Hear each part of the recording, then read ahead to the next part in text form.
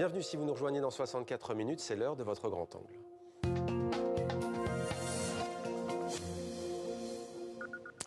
Il est reconnu comme le meilleur spécialiste francophone de la Seconde Guerre mondiale. Olivier Viviorca publie un livre total sur une guerre totale, une synthèse, on va le voir, exceptionnelle, qui aborde le conflit à travers toutes ses facettes. Bonsoir Olivier Viviorca. Bonsoir. Soyez le bienvenu sur TV5 Monde. Vous êtes donc historien, enseignant à l'ENS Paris-Saclay, l'école normale supérieure. Et votre livre a donc pour titre « Histoire totale de la Seconde Guerre mondiale ». C'est aux éditions Perrin. Alors disons-le clairement, en vous recevant, on le rappelle, des ouvrages sur la Seconde Guerre mondiale, il en existe à foison, c'est-à-dire en très grande quantité. Qu'est-ce que vous avez voulu apporter à travers ce livre qui fait près de 1100 pages ?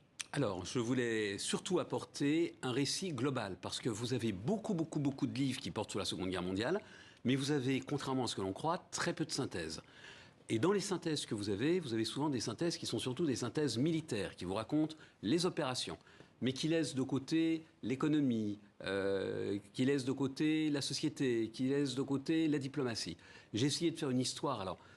Total, le terme est un peu prétentieux, je ne l'ai pas choisi, c'est l'éditeur, disons global, pour que l'ensemble des aspects de la Seconde Guerre mondiale soient couverts. L'autre élément, c'est que j'ai opté pour un récit, c'est-à-dire que je raconte cette guerre. Je pars au départ de 1939 en Europe, et puis ensuite je passerai à partir de 1941 à l'Asie, avec un flashback en 1937, date à laquelle le Japon entre en guerre contre la Chine.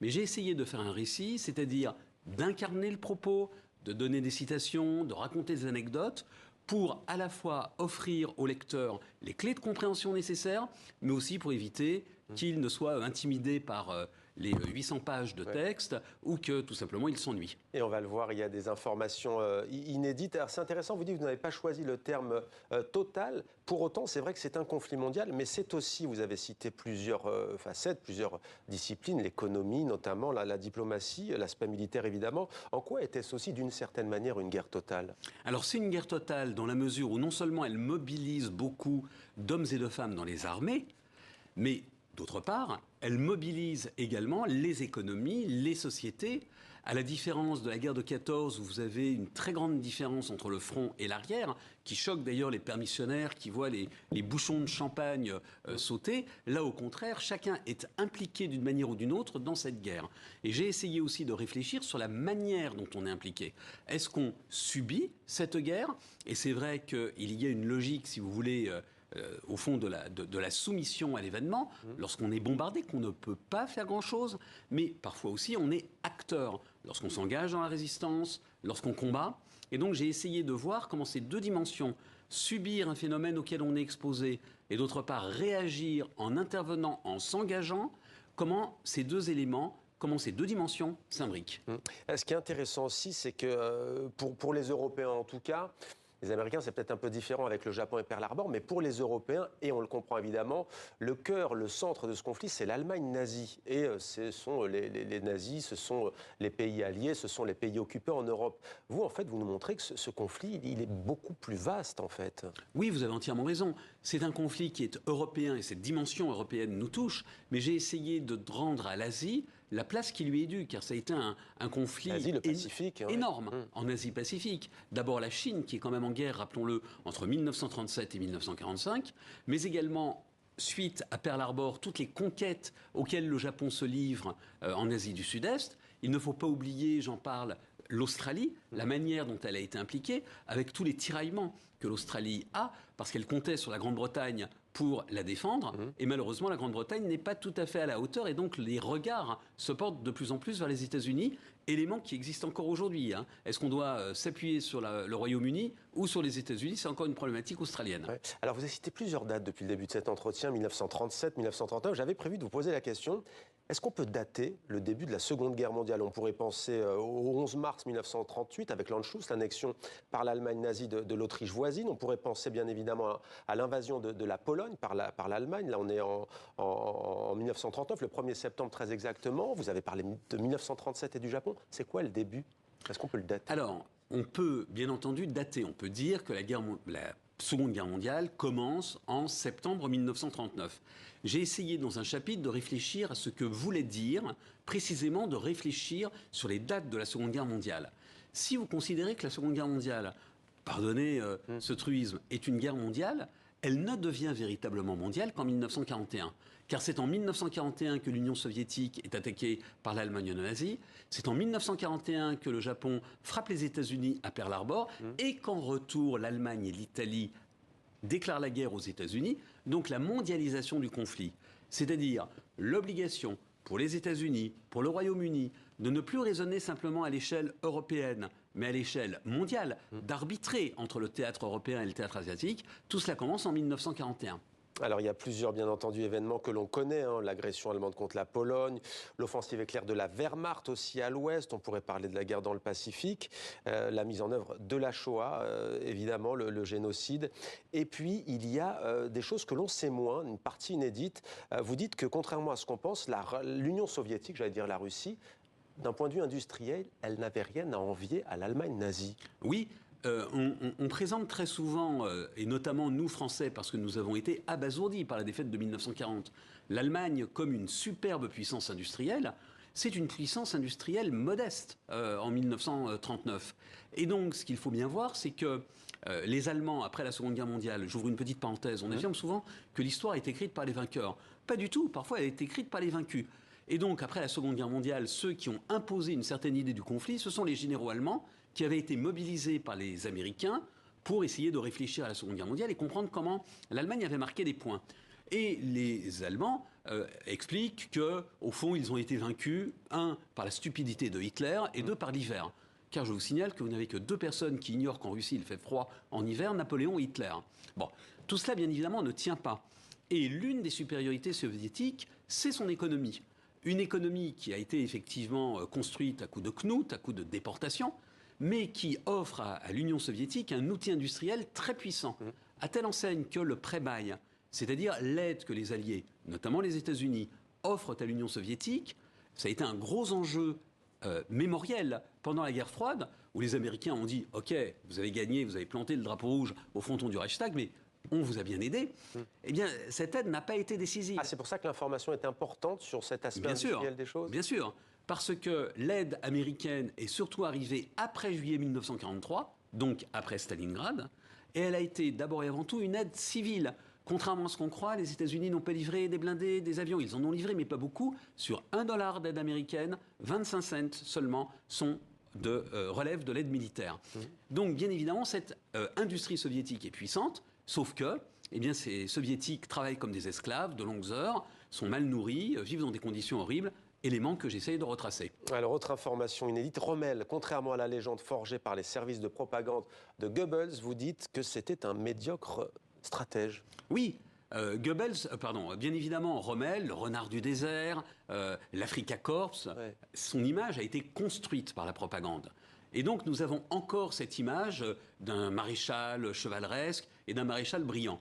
Oui, Rommel est brillant, parce qu'il insuffle de l'énergie aux troupes. On imagine peut-être dans le désert de Libye. Voilà, parce qu'il insuffle de l'énergie aux troupes, parce qu'il marche avec les hommes, il est donc très populaire. Mais en même temps, par exemple, pour Rommel, l'intendance suit, dirait le général de Gaulle. Donc il se soucie comme d'une guigne d'avoir du pétrole, des munitions en quantité suffisante. Or, sans pétrole, je ne vous apprends rien, les chars n'avancent pas. Et donc Rommel est un mauvais stratège parce qu'il ne tient pas compte de la logistique, qu'il privilégie au fond les initiatives et les coups de main, mais qu'il n'a pas une vision globale. Il est donc détesté par l'état-major. Allez, on va laisser les lectrices et les lecteurs qui nous regardent lire votre livre, mais une dernière tout de même. Vous parliez du Japon.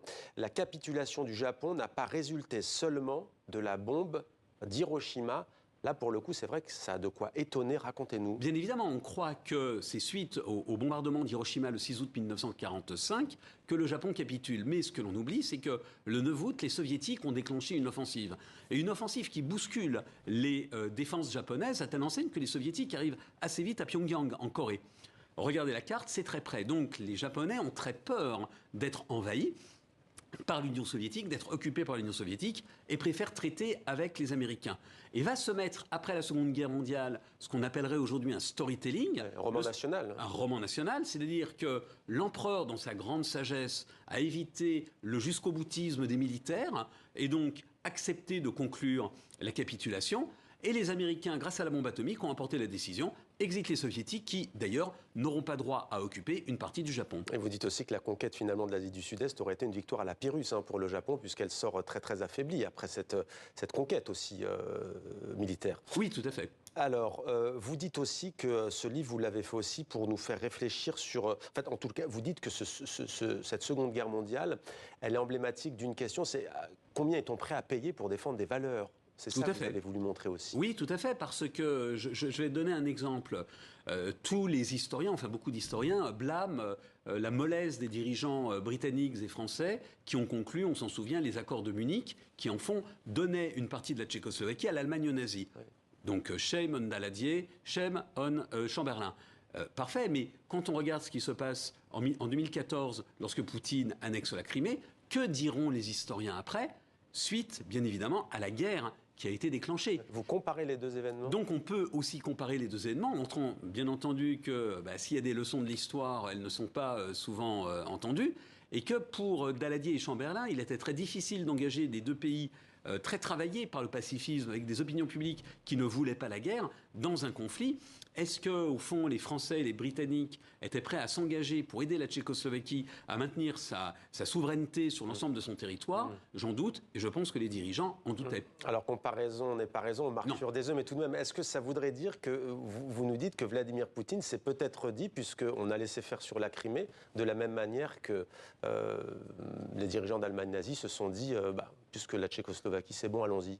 Je ne suis pas dans la tête de Vladimir Poutine, mais je pense qu'il y a deux éléments à prendre en compte. Premier élément, manifestement pour Vladimir Poutine, la Seconde Guerre mondiale reste une référence majeure. Bien évidemment, il y a l'effondrement du mur, il y a l'explosion ou l'implosion de l'Union soviétique, un drame, mais cette Seconde Guerre mondiale reste très présente. L'autre élément que je trouve tout à fait fascinant, c'est que de même que les diplomates et les dirigeants occidentaux ont eu du mal à décrypter la logique d'Adolf Hitler, de comprendre ce qu'étaient et Hitler et le nazisme, de même, me semble-t-il, les dirigeants occidentaux ont du mal à décrypter ce qu'il y a dans la tête de Vladimir Poutine. Et l'historien a aussi beaucoup de mal. C'est-à-dire que nous avons beaucoup de peine à comprendre la rationalité des acteurs. Et j'ai essayé justement dans ce livre de présenter la manière dont les acteurs raisonnaient. Comme vous l'imaginez, on ne raisonne pas de la même manière à Tokyo et à Washington. Mais quand la Russie a envahi l'Ukraine, il y avait le spectre de cette Troisième Guerre mondiale. Tout le monde a fait un bond de 70 ans en arrière, en fait. Pourquoi ? Parce que la grande crainte était... Alors, vous faites référence, bien entendu, à la Seconde Guerre mondiale. On pourrait faire référence à la Première Guerre mondiale. Alors d'abord parce que Vladimir Poutine et d'abord Volodymyr Zelensky convoquaient sans cesse le nazisme, à coup d'accusations mutuelles. Mais au-delà de ça... Alors, au-delà de ça, si vous voulez, ce qu'il y a de très anxiogène, c'est, par référence à 1914, le jeu des alliances. Et donc, la guerre de 14 a, dans une certaine mesure, été provoquée par l'enchaînement, l'automatisme, l'automaticité des alliances. Ce qui fait peur pour la Seconde Guerre mondiale, c'est précisément l'ambition hégémonique d'un pays, en l'occurrence la Russie, qui n'a pas digéré, en tous les cas pour son chef Vladimir Poutine, la dissolution de l'Empire, la perte des États baltes, de l'Ukraine, de la Biélorussie, même si la Biélorussie est aujourd'hui un allié objectif du Kremlin. Donc je pense effectivement que ces éléments pèsent énormément, ce qui montre dans une certaine mesure aussi que la Seconde Guerre mondiale n'est pas terminée, du moins dans les têtes. C'est un prolongement de la Seconde Guerre mondiale ? Oui, si vous voulez, c'est un peu un ciel de traîne. On voit bien que pour tout un ensemble d'éléments, par exemple, d'un point de vue géopolitique, tout un ensemble de contentieux nés de la Seconde Guerre mondiale, eh bien, ces contentieux ne sont pas réglés. Et dans les têtes, pour des familles qui ont souffert, qui ont été traumatisées par le second conflit mondial, ce second conflit mondial, n'est certainement pas terminé. Alors, il reste une petite minute. Il y a un peu plus de 2 mois, Léon Gauthier, dernier survivant du commando Kiefer, disparaissait. Un mois avant, il était au mois de juin en commémoration du débarquement de Normandie, aux côtés du président français Emmanuel Macron. Est-ce que vous, l'historien, vous redoutez qu'il n'y ait plus de témoignages directs de ce conflit ? Non. Bien évidemment, cela m'attriste, parce que les témoins nous ont énormément apporté, mais en même temps, nous faisons l'histoire de la Révolution russe, l'histoire de la Révolution française, et pour des raisons inutiles à préciser, il n'y a plus de témoins. Donc nous ferons de l'histoire, nous continuerons à faire de l'histoire, nous la ferons différemment, en étant privés de la parole des témoins, ce que, je le répète, est regrettable, mais en même temps, on peut faire de l'histoire autrement. Très bien, Olivier Viorca. Juste une petite question, puisque c'est la rentrée des classes. Il s'adresse à quel niveau ce livre? Eh bien, écoutez, Au lycéen, je dirais non à l'honnête homme, hein. Je pense que c'est un livre qui est facile à lire. Il est gros, mais il est facile à lire. J'ai eu le plaisir d'entendre un libraire qui m'a dit qu'il ne pouvait pas le lâcher. Donc, ça m'a vraiment fait plaisir. J'ai beaucoup travaillé l'écriture. Donc, j'espère que l'honnête homme pourra le lire. Ce n'est pas, en tous les cas, un livre qui s'adresse aux seuls spécialistes. Histoire totale de la Seconde Guerre mondiale, édition Perrin. Merci beaucoup, Olivier Viorca, pour votre éclairage passionnant.